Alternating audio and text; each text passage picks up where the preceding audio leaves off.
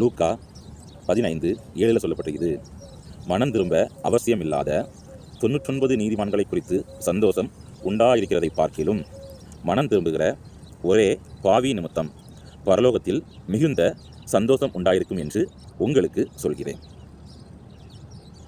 தன்னுடைய இளைய குமாரன் தன்னுடைய தகப்பனை விட்டு நெடுந்தூரமாக கடந்து போயிடுவார். அவருக்கு வேண்டியதெல்லாம் வாங்கிக்கிட்டு கடந்து போயிடுவார்.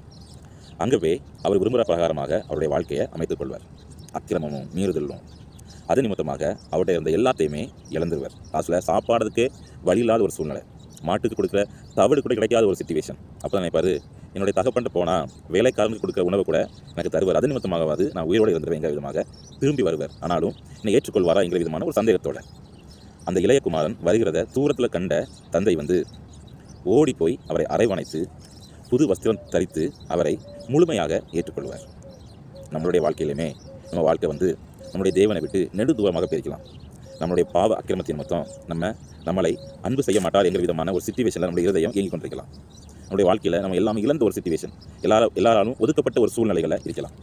மனம் திரும்பினா ஏற்றுக்கொள்வாரா என்கிற விதமான ஒரு சந்தேக உணர்வோடு நீங்கள் இருக்கலாம்.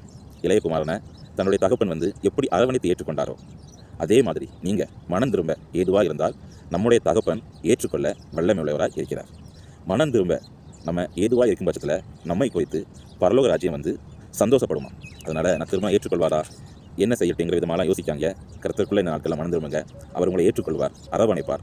உங்களுக்கானதை நீங்கள் சுதந்திரிக்கும்படியாக உங்களை நடத்த அதிக வல்லவர் நம்மளுடைய தேவன். மனம் திரும்புங்க. உங்களுடைய காரியங்கள் கர்த்தருக்கு சித்தமுள்ளதாக திரும்ப உங்களை விட்டுக் கொடுங்கள். கர்த்தர் தாமே உங்களை அந்த பிரகாரமாகவே நடத்துவாராக.